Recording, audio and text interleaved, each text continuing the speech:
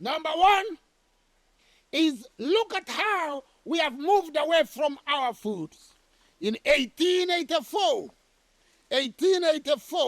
at the Berlin Conference, where hawks and sharks and thieves and murderers of Europe sat together to cover up Africa.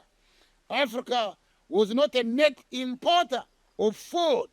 It was a net exporter of food. There was no famine in Africa. There were no refugees in Africa. There was no jail in Africa. Nobody ever went to one. And there was no hair. Africa was a sea of plenty. It was a breadbasket of almost every empire and every religion. Remember, the Hebrews came to Africa looking for food. Abraham came from the Ur of Chaldea. He was not looking for philosophy. He was not looking for a better school. He didn't even know what school was. He tended sheep. There was no philosophy in looking after sheep. The sheep pretty much look after themselves. So he came to Africa looking for food. The Romans came to Africa looking for food. The Greeks came to Africa looking for food. The Vandals came to Africa looking for food. And white people still come to Africa today looking for food, because the majority of our food that we grow today, we grow it for Europeans.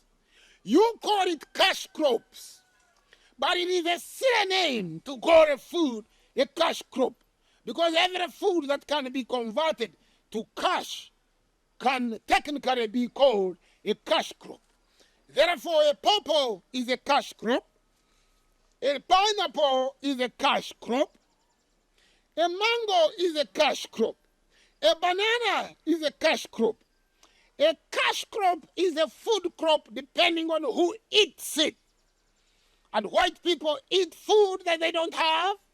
They eat food that they don't grow. And by eating food that they don't have, they deny your child food that he's supposed to have. They have taken over some of our best fertile lands to grow food for European tables. And they are so arrogant that even when they get this food in their countries, they don't call it our names. No, they don't say this coffee that was grown in Mbale is Mbale coffee in Germany or Mbale coffee in Italy. No, they call it espresso. They call it cappuccino. They call it German coffee. But where is the German trees for coffee? Where is the German farms for coffee? They don't have any. They take your food and write their name. So you are there perpetually growing food that you don't eat. They have tea, English tea. If you visit an English home, what is the first food or the first thing they think of giving you? Cup of cha. That's what they say. Cup of tea. Cup of tea. Cup of cha. The first thing they'll give you. They call it English tea. Where are the tea plantations in England? Nowhere. Where are the tea plantations? Where are the collection centers? Nowhere. They grow the tea here in Western Uganda, in Mashonga, in Chijula, in Kayonza, in Mityana. When it goes over there, they don't call it Ugandan tea. They call it English tea. They pay you very little money for the tea, and they sell it to their own people for a lot of money.